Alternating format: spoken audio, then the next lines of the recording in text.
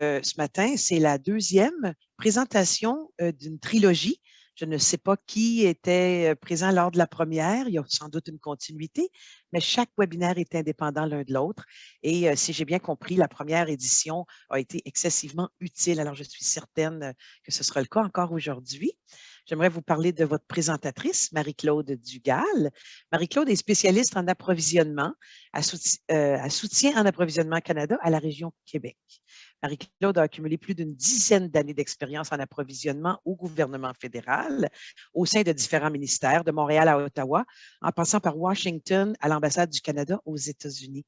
Elle est titulaire d'un baccalauréat en administration des affaires du HEC Montréal, avec une spécialisation en opérations, logistique et approvisionnement.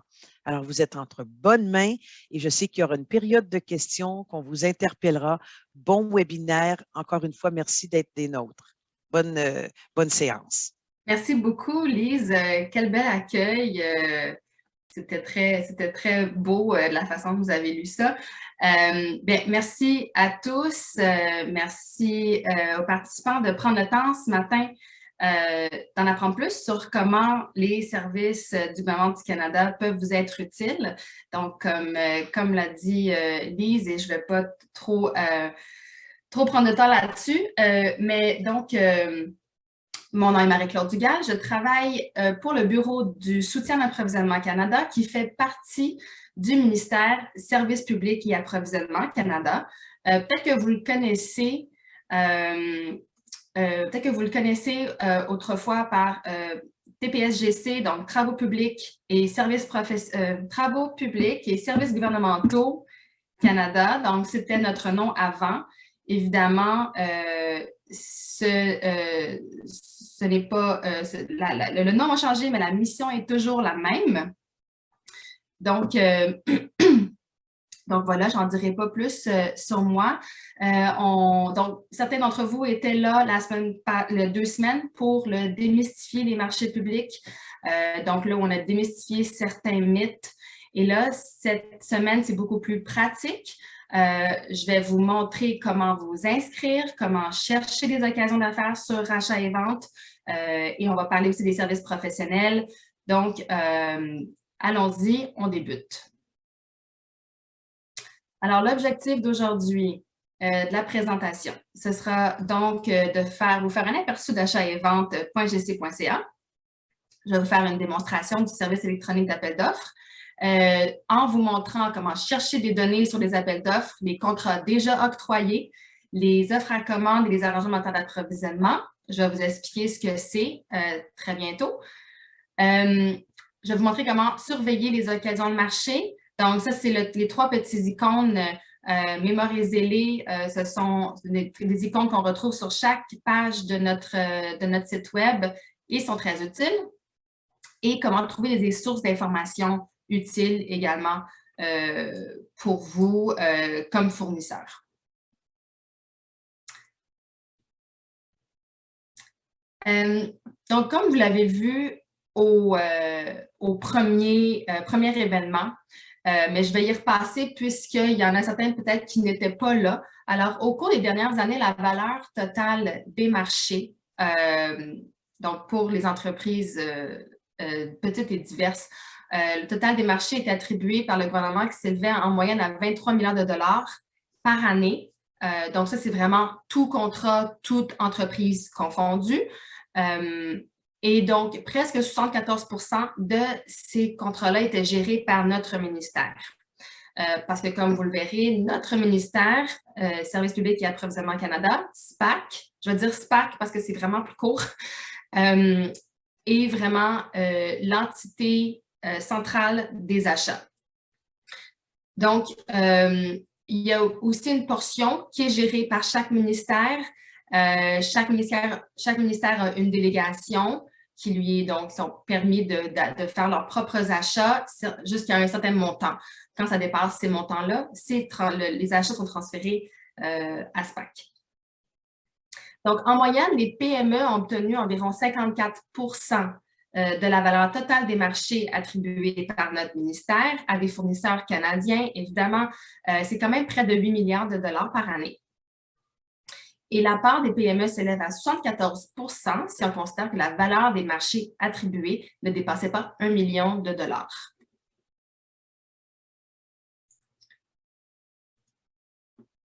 Maintenant, on va regarder qu'est-ce que ça veut dire vraiment passer des marchés avec le gouvernement du Canada. Donc, comme je vous disais, SPAC est l'organisme d'approvisionnement central du gouvernement fédéral. Et on estime, le gouvernement en entier estime que la concurrence dans le processus d'approvisionnement apporte le meilleur rapport qualité-prix aux Canadiens. Avant tout, il est important pour le gouvernement que toutes les activités d'approvisionnement soient menées de manière ouverte, équitable et transparente et que tous les fournisseurs aient une chance égale de faire affaire avec nous. Évidemment, le processus d'approvisionnement du gouvernement du Canada est régi par des lois et des règlements fédéraux, ainsi que par des politiques du Conseil du Trésor du Canada afin de garantir une saine gestion financière des fonds publics.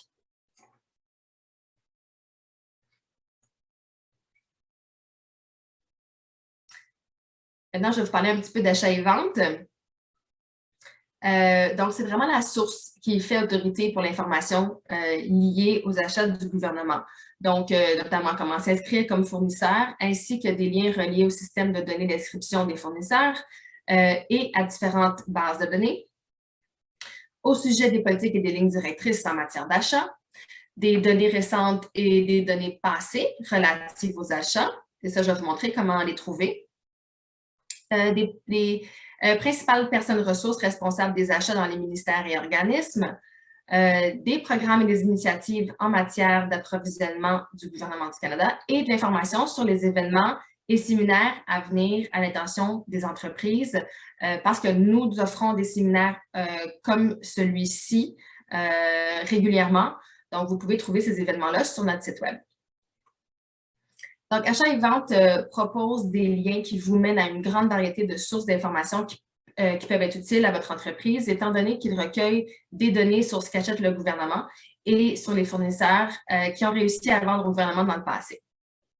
Donc, ça peut être intéressant de vous familiariser avec le site et de le visiter souvent. On va parler des achats concurrentiels. Donc, qu'est-ce que ça veut dire? Lorsque nous parlons d'achats concurrentiels, on parle des marchés de plus de 25 000 $ pour les biens et de plus de 40 000 $ pour les services. Donc, les 4 méthodes les plus couramment utilisées sont l'appel d'offres. Donc là, on va différencier les différentes méthodes.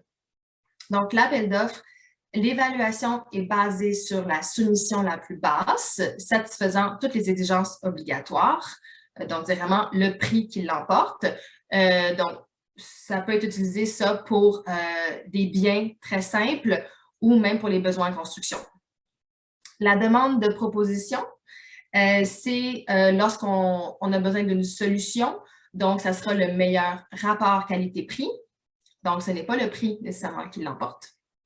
La demande d'offre à commande et la demande d'argent en matière d'approvisionnement se ressemblent. La différence, c'est que l'offre à commande, c'est pour répondre à un besoin répétitif, mais qui sera à prix fixe. Et pour ce qui est de demande d'argent en matière d'approvisionnement, c'est pour répondre à un besoin qui est aussi répétitif, mais qui est à prix variable. Et les services professionnels utilisent cette méthode d'approvisionnement-là parce que c'est très difficile d'aller mettre un prix sur un service, sur un même service qui est donné par différentes firmes.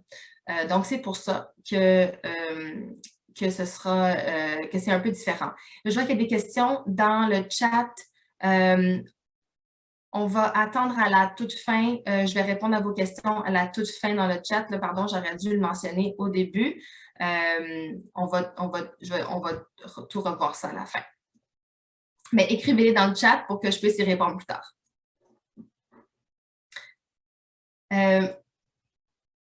Ensuite, donc, pour parler un peu plus justement des demandes en matière d'argent en matière d'approvisionnement, donc comme je vous disais, c'est la méthode qui est utilisée pour les services professionnels. Et donc, là, ici, il y a différents outils qu'on utilise pour les services professionnels parce qu'il y en a tellement. Alors, on les a séparés dans différents outils que les acheteurs utilisent. Donc, pour commencer, il y a ProService. ProService est vraiment la base, c'est vraiment l'outil de base si vous offrez des services professionnels en TI et non liés à la TI. Et là, je vais avoir une liste à la prochaine diapo pour vous dire quels sont les services là, qui rentrent dans cet outil-là. C'est vraiment l'outil à utiliser.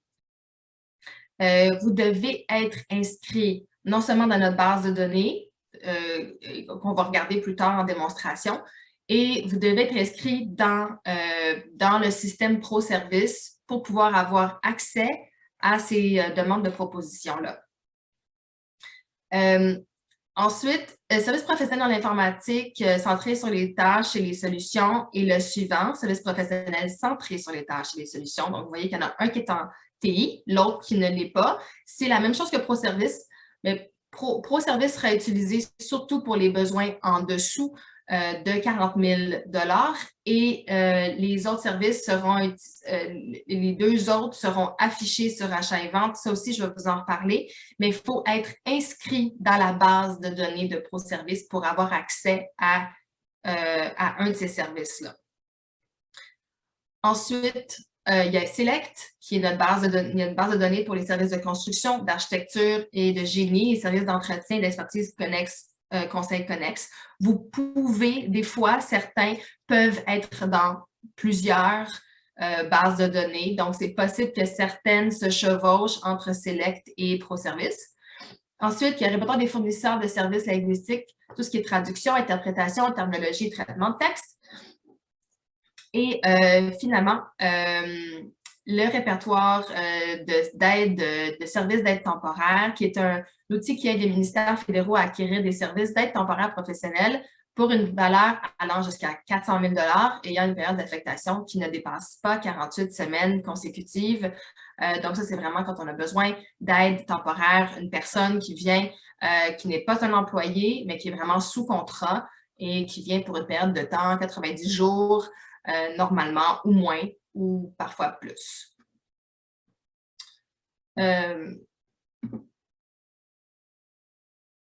Donc, voilà. Et là, on va regarder en détail ProService. Je crois que c'est quelque chose peut-être qui est d'intérêt aujourd'hui pour vous. Alors, ProService, c'est l'outil d'approvisionnement obligatoire. Donc, ça veut dire que les acheteurs doivent l'utiliser, autant les fournisseurs doivent être inscrits pour pouvoir y participer. Et donc, c'est utilisé pour les besoins de services professionnels d'une valeur inférieure à 100 000 qui est le seuil de l'accord de libre-échange Canada-Corée. Il contient 166 catégories, reflétant les catégories des services professionnels centrés sur les tâches et les solutions, comme je vous parlais. Donc, on parle beaucoup de SPTS et les services professionnels en informatique centrés sur les tâches SPICT. Donc, vous allez voir, quand on fait des recherches, si vous êtes dans l'une de ces catégories-là, ce que je vous conseille, c'est de faire une recherche par ces mots-clés-là dans achat et vente, et je vais vous le montrer tout à l'heure. Et les fournisseurs doivent soumettre une offre en réponse à une demande d'argent en matière d'approvisionnement affichée sur achat et vente. Donc, concrètement, ce que ça veut dire, un processus, donc, comment ça fonctionne? C'est qu'un processus général va être ouvert pour que tous les fournisseurs de services puissent s'y inscrire. Ça, c'est la demande d'arrangement en matière d'approvisionnement. Et ensuite, vous serez invité à remplir une offre de service. Et si vous répondez et que vous vous qualifiez, vous serez inclus dans un bassin de fournisseurs. Et ce bassin-là, on l'appelle ProService. Donc, c'est vraiment la base, là, comme je vous disais, c'est la base de données où tous les fournisseurs se retrouvent une fois qu'ils sont qualifiés. Pour les besoins sous 40 000 les offres ne seront pas affichées. L'acheteur aura accès à la liste des fournisseurs directement parce que l'outil est aussi une application, si vous voulez, c'est un programme qu'on utilise. Donc, l'acheteur pourra aller contacter directement un ou plusieurs fournisseurs pour envoyer une demande de proposition. Pour les besoins de plus de 40 000 et, bon, il y a le 100 000 aussi, là, mais 40 000, c'est affiché. Ça, c'est sûr. Jusqu'à 100 000, c'est que ça n'a pas besoin d'être compétitif. Mais au-dessus c'est ça, au-dessus de 100 000 et 40 000, c'est affiché sur achat et vente. Et donc, c'est là aussi l'importance de s'abonner au fil de nouvelles, comme j'en ai parlé tout à l'heure, les 3 petits icônes.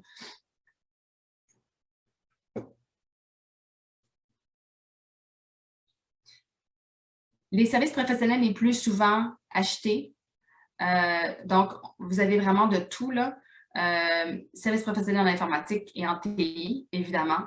Tout ce qui est ressources humaines, gestion organisationnelle, gestion de projet, organisation et de classification, gestion du changement, donc la construction qui est le volet plus select, des services d'ingénierie, et d'entretien, services techniques aussi et d'entretien. Donc, il y a vraiment une panoplie de services là, qui sont offerts, qui sont vraiment spécifiques à ProService.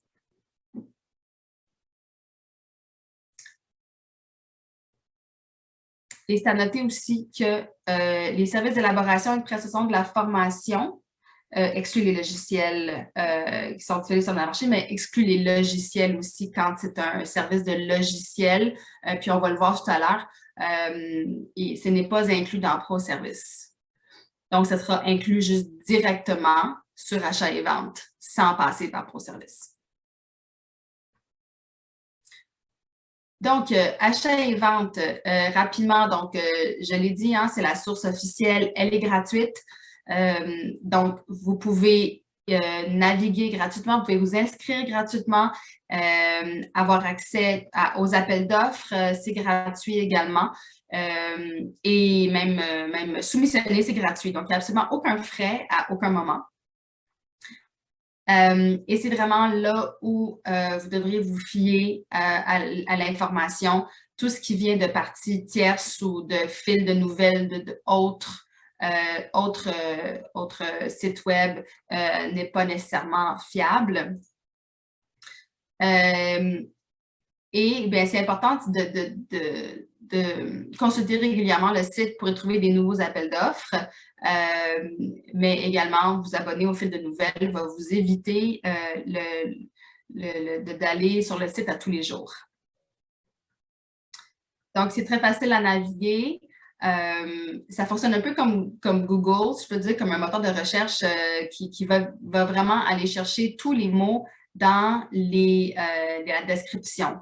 Donc, il faut être précis pour pouvoir trouver exactement ce qu'on veut.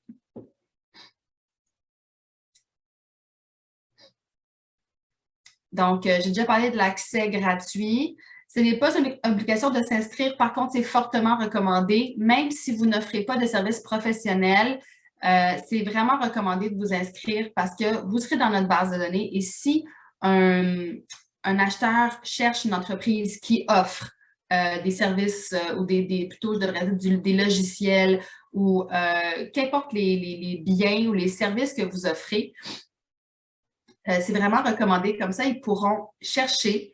On peut chercher, les acheteurs, on peut chercher par numéro de service ou de bien. On peut chercher par entreprise. Quand une entreprise est inscrite dans notre site web, ça facilite les choses. Donc, il y a rien, vous n'avez rien à perdre.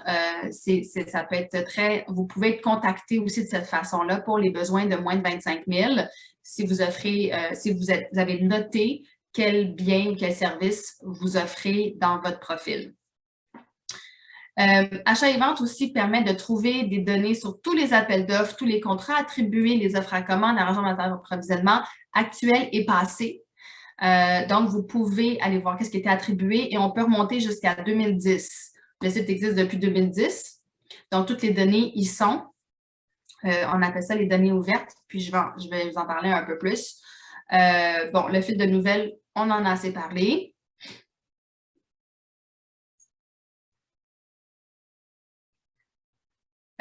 Donc ici, encore une fois, comment chercher l'information. Donc, comme vous le feriez avec Google, vous pouvez raffiner votre recherche aussi avec plusieurs filtres qui sont disponibles. l'état d'avis d'appel d'offres. Évidemment, ça, c'est probablement le plus important. Vous voulez voir ce qui est actif et non pas ce qui est inactif ou attribué, à moins que vous cherchiez ce qui a déjà été attribué pour voir si c'est un produit ou un service qui a déjà été offert dans le passé. Vous pouvez filtrer par région de livraison. Donc, si vous ne pouvez qu'offrir vos services, par exemple, à la région du Québec, alors vous iriez cliquer, vous iriez cocher Québec. Si vous pouvez offrir partout au Canada, alors vous ne cochez rien. Et vous pouvez regarder la région de livraison du service pour voir si ça fait votre affaire, mais vous pouvez donc laisser les filtres libres en ce moment. Et puis, bon, le reste, on en a déjà parlé, donc rester à l'affût des nouveaux appels d'offres et modifications, parce que, par exemple, les fils de nouvelles, et je vais vous le montrer, vous pouvez donc recevoir par courriel les nouveaux appels d'offres qui sont affichés, qui sont en lien avec vos services. Mais si, par exemple, vous êtes en train de soumissionner sur un appel d'offres, c'est très recommandé de vous inscrire également à cette page-là, à ce fil, comme à cette, en fait, à la page pour les modifications pour pouvoir savoir s'il y a des modifications sur l'avis d'appel d'offres, parce que dès qu'il y a un document qui est rajouté, vous recevriez un avis comme quoi il y a une modification. Là, vous pouvez aller voir quelle est la modification. Ça peut être pratique. Vous êtes en train de soumissionner et, par exemple, la date est prolongée 1 semaine, 2 semaines plus tard, où il y a un nouveau document important à l'intention des fournisseurs. Donc, c'est important que vous soyez au courant de ça pendant que vous soumissionnez. Donc, c'est là qui est l'importance de l'abonnement. Donc, rapidement, là, les données ouvertes, comme je l'ai dit, l'historique des contrats, vous avez toutes les données. Donc, vous pouvez même voir à qui a été attribué le contrat. Et ça peut être utile pour les entreprises pour que vous puissiez élaborer votre stratégie d'affaires. Donc, ça peut être un bon indice des futurs plans d'achat également. Si ça fait longtemps qu'un item ou un service n'a pas été acheté, peut-être qu'il va revenir. Ou peut-être que ce genre d'item-là ou de service, si ça fait tellement longtemps qu'il a été acheté, peut-être qu'il n'a pas été racheté depuis, c'est peut-être pas un bon signe non plus. Donc, c'est à voir, là. Et donc ensuite, bon, alors un auditoire beaucoup plus vaste est atteint en incitant les tierces parties à réutiliser et publier de nouveau les données sur les appels d'offres en vue d'offrir un service à valeur ajoutée à leurs abonnés. Ça peut s'avérer utile, par exemple, si un éditeur d'appel d'offres du secteur privé pourrait vouloir inclure dans ses frais de service l'impression et la distribution d'une copie papier, ou si les associations de l'industrie pourraient vouloir publier sur leur site web les appels d'offres qui revêtent un intérêt pour leurs intervenants.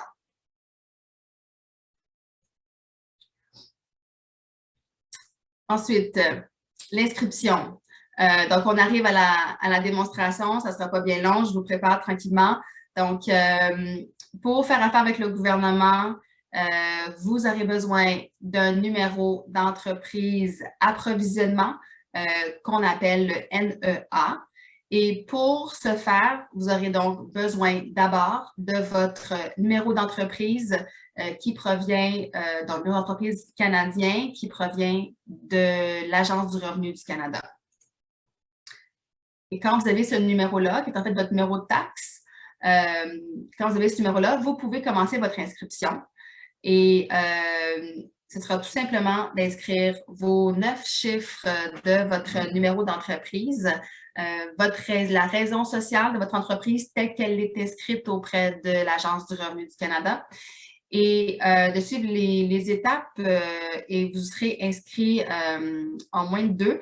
Ensuite, ça se fait en 2 étapes. Donc, vous vous inscrivez d'abord. Cette inscription est envoyée à nos bureaux à Ottawa.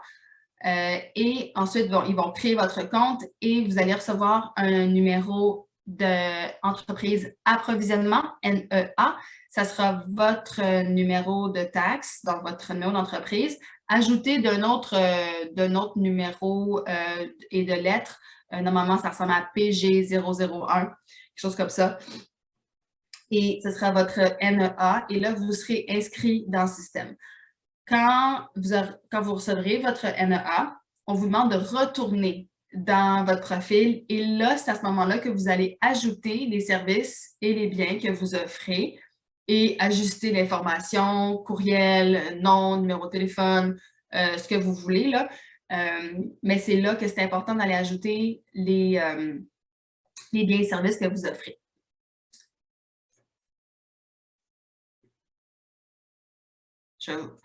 Là, ici, on voit exactement où aller cliquer. Donc, quand vous arrivez sur la page web de notre site, vous pouvez faire une recherche directement avec n'importe quel, parce que vous voyez une barre de recherche comme ça, vous pouvez chercher directement ici.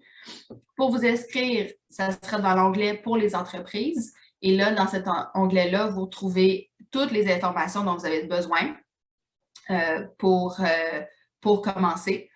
Et ça, c'est pour surveiller les occasions d'affaires, les trois logos, un par courriel, l'autre par Atom et RSS.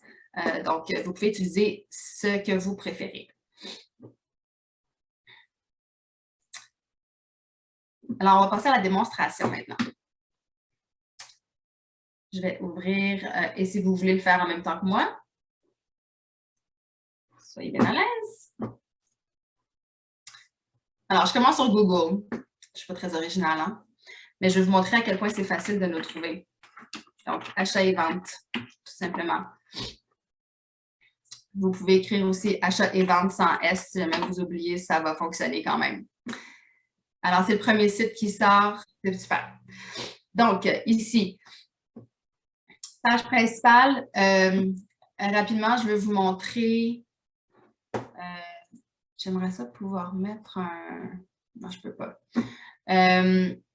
Donc, il y a des mises à jour ici pour les fournisseurs, COVID, etc. Si vous avez des produits ou des services à fournir pour la lutte contre la COVID, tout est ici. Donc, les grosses nouvelles de la COVID.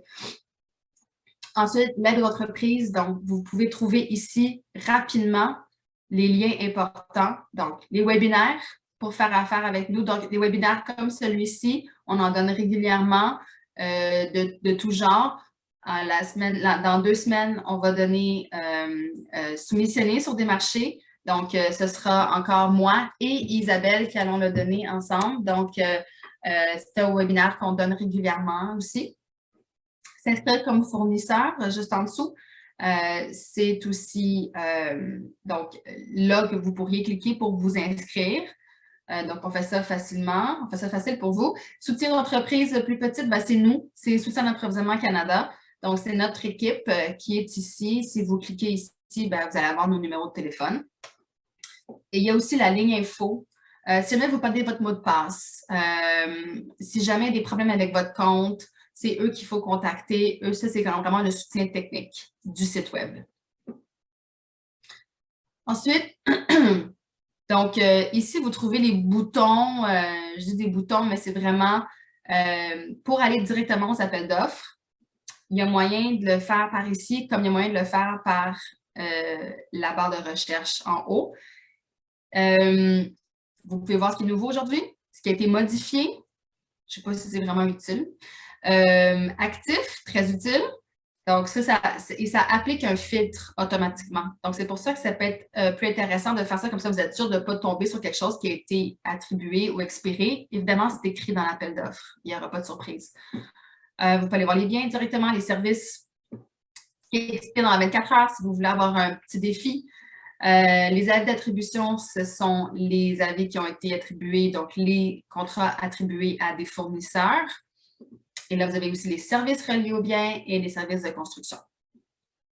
Donc, je vais commencer par... je vais vous montrer aussi ici les onglets.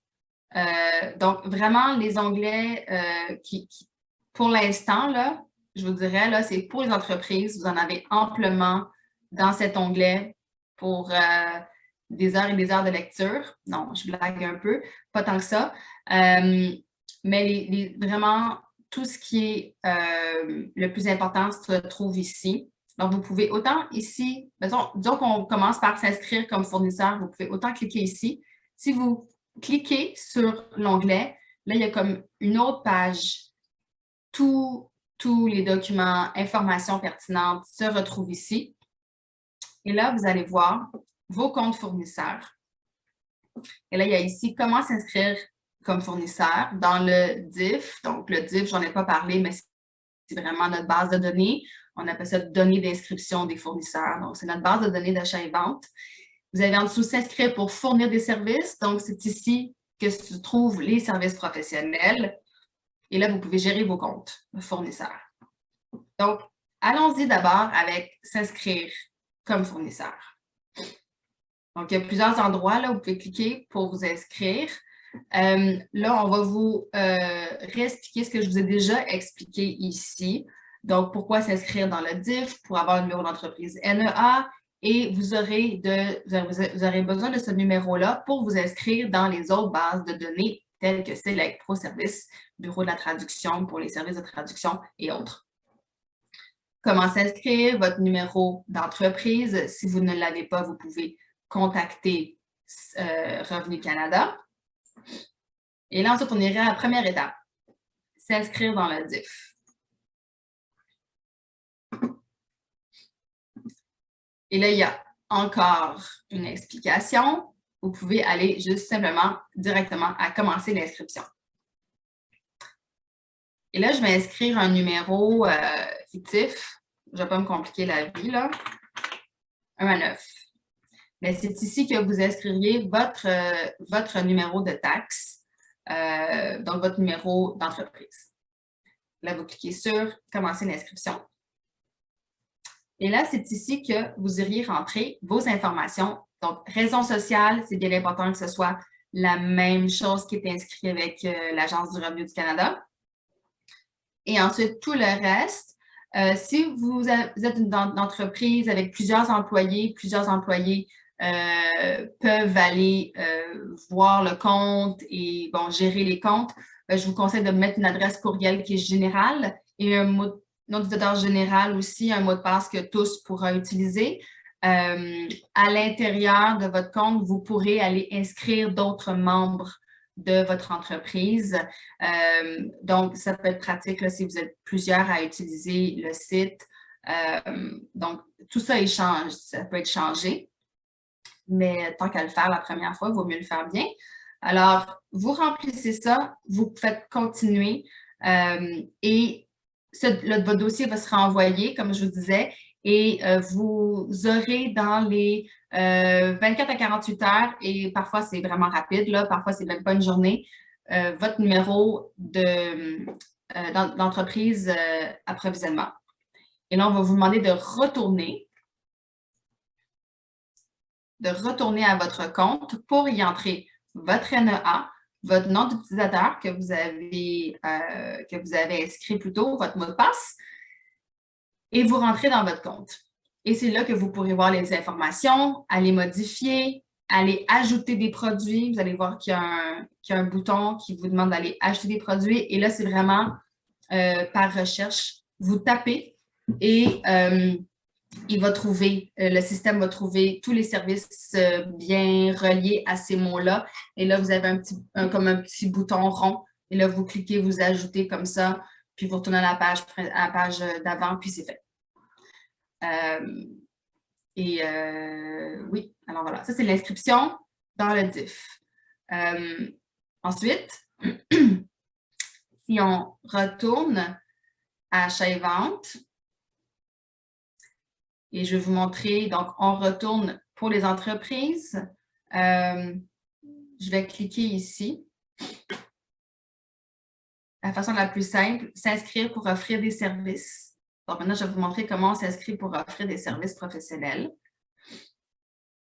Et là, vous avez ici un peu comme le même tableau que j'avais dans ma présentation, les différentes bases de données qui sont disponibles. Il y en a même une que je vois que je n'ai pas dans mon tableau, c'était l'arrangement d'approvisionnement en cyberprotection. Donc, si votre service, votre bien votre service, en fait, est inclus dans un de ceux-là, vous cliquez et vous vous inscrivez. Ce que je vais vous montrer, c'est ProService parce que c'est vraiment celui qui est le plus utilisé. Donc, vous cliquez sur ProService.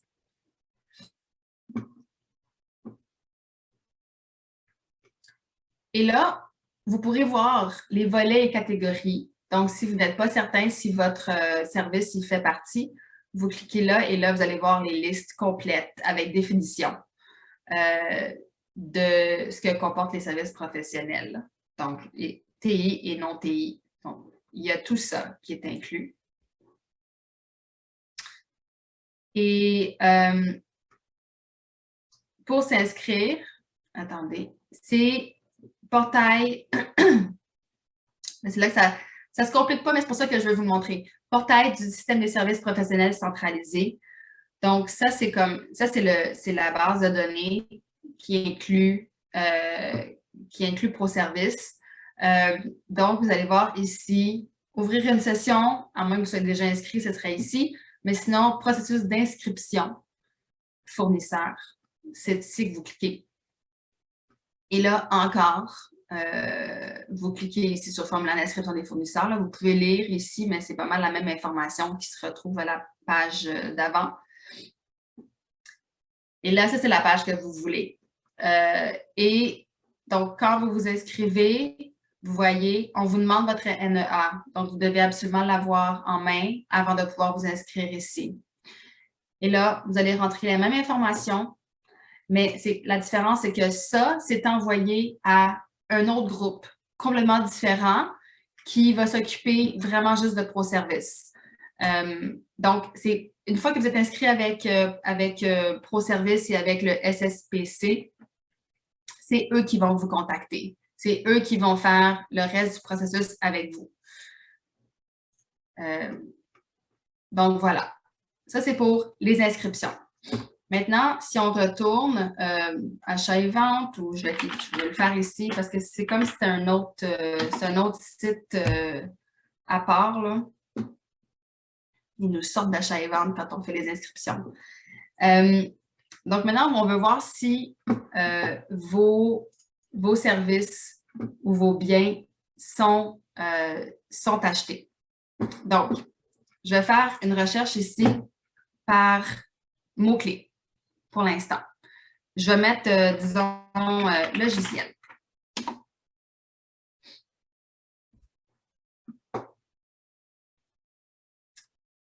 Ensuite, évidemment, beaucoup de choses vont sortir, vous allez voir. Et ça inclut tout. Logiciel va être ça va chercher dans la description. Donc, il faut vraiment bien regarder et il faut cliquer un peu, il faut faire des recherches pour vraiment pour trouver votre service. Donc, juste vous montrer rapidement, vous voyez tout de suite les trois icônes ici. Donc, quand on aura trouvé la bonne recherche, on pourra cliquer sur un de ces icônes-là. Pour l'instant, on a besoin de mettre des filtres parce qu'il y a beaucoup trop de résultats. Alors, on veut aller voir les appels d'offres actifs, mais vous pouvez aller voir les contrats octroyés, contrats attribués aussi. Offre à commande, ça, pour l'instant, vous allez à appel d'offres parce que offre à commande, c'est une fois que vous êtes quand que vous avez une offre à commande, ce qui n'est pas le cas.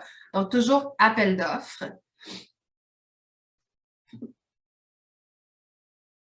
Ensuite, vous avez les appels d'offres de l'OTAN aussi, donc vous pouvez laisser ça libre, donc ouvert ici.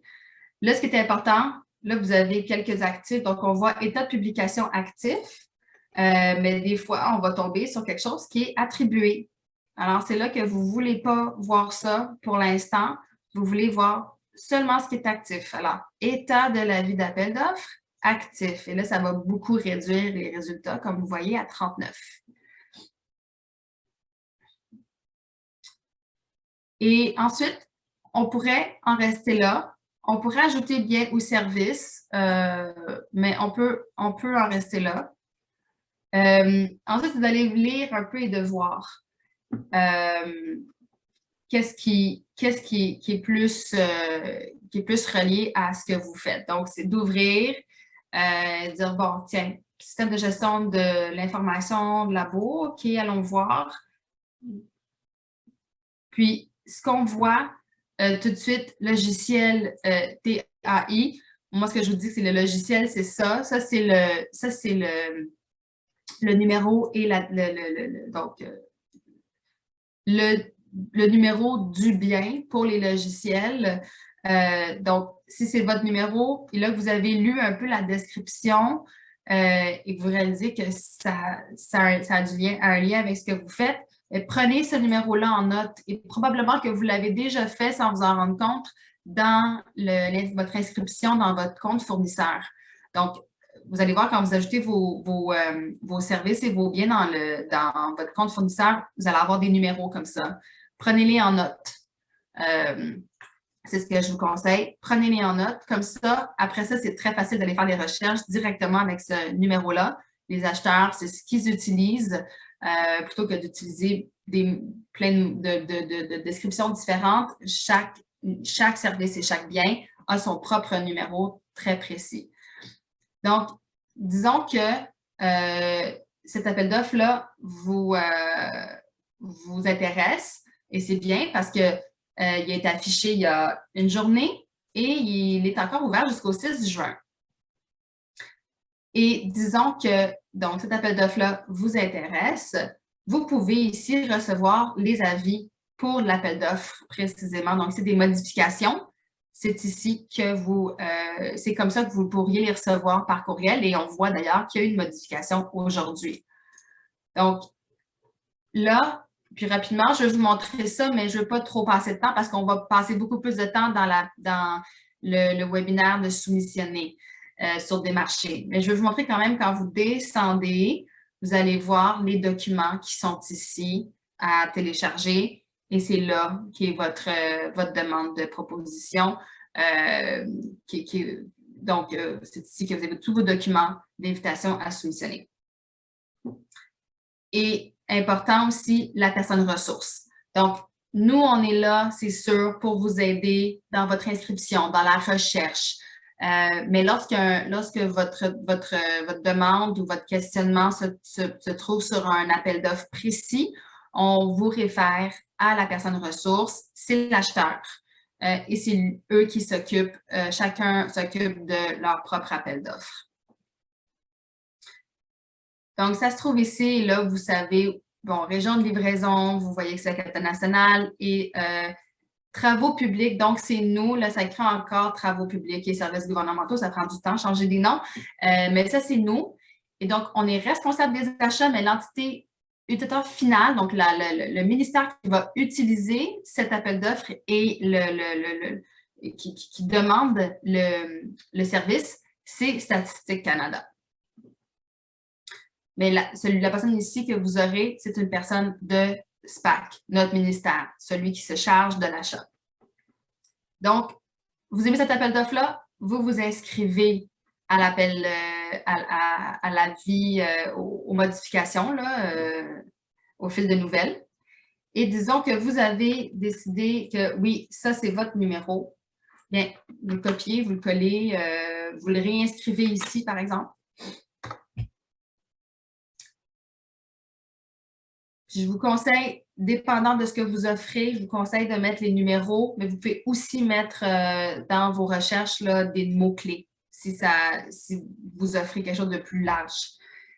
Et là, vous voyez, on a déjà mis actif, appel d'offres, et il y a 9 résultats en ce moment de logiciels qui sont actifs pour le Canada en entier. Donc, si vous êtes satisfait avec cette recherche, vous l'enregistrez avec les avis par courriel.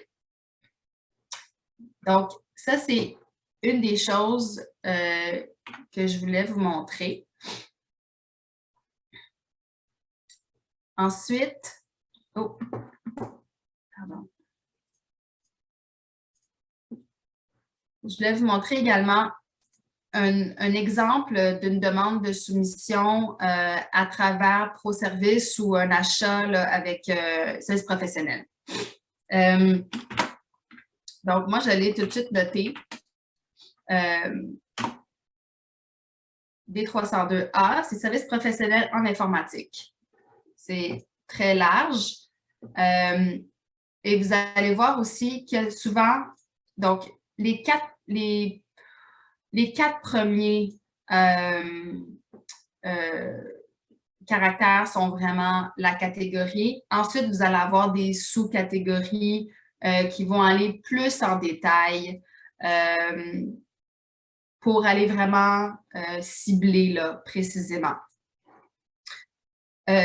Donc, par exemple, ici, pour Élections Canada, on a quelque chose, plateforme virtuelle de consultation. On peut cliquer et aller voir. Et ce que je veux vous montrer, donc,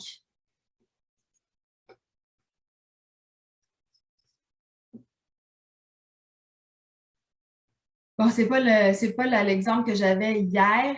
C'est un autre exemple. Ça ne le mentionne pas directement, mais je veux vous montrer quand ça mentionne qu'il faut être inscrit. Bon, ici, quand vous voyez ça, par exemple, architecte de logiciel niveau 3.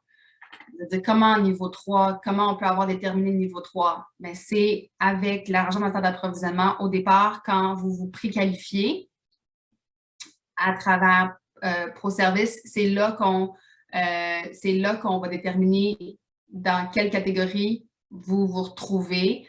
Il y a des fois, c'est par niveau comme ça. Et donc, encore ici, ce n'est pas inscrit. Là, je m'excuse, je veux trouver un endroit où c'est...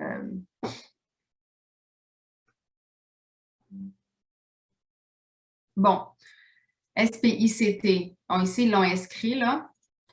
C'est plus direct. Donc, comme je vous disais, SPCT, SPTS, c'est des façons de chercher aussi, mais comme vous voyez, ça ne sort pas toujours. Donc, il faut faire attention, il ne faut pas juste mettre cet acronyme-là comme recherche. Mais ici, donc, on le voit très bien. Donc, c'est pour les services professionnels en informatique centrés sur les tâches. Donc, ça, c'est le numéro que j'ai inscrit. C'est pour Parc Canada. Si vous affichez plus, vous allez voir plus d'informations encore.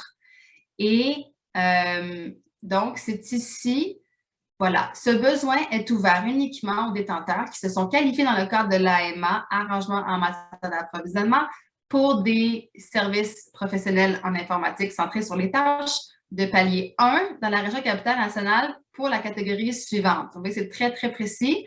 Donc, c'est là que, au départ, il y a eu une préqualification qui s'est faite et on voit même les fournisseurs ont été invités à soumettre une proposition. Donc, ça, c'est les fournisseurs qui font déjà partie de l'arrangement de matière d'approvisionnement. Et cet arrangement de matière d'approvisionnement est ouvert tout le temps. Donc, accepte tout le temps de nouveaux fournisseurs.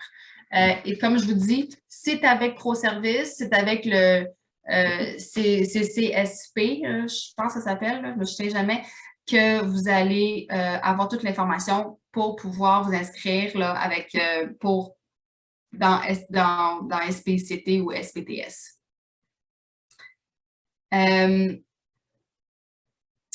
Et ça complète quand même ma démonstration là, active, pratique.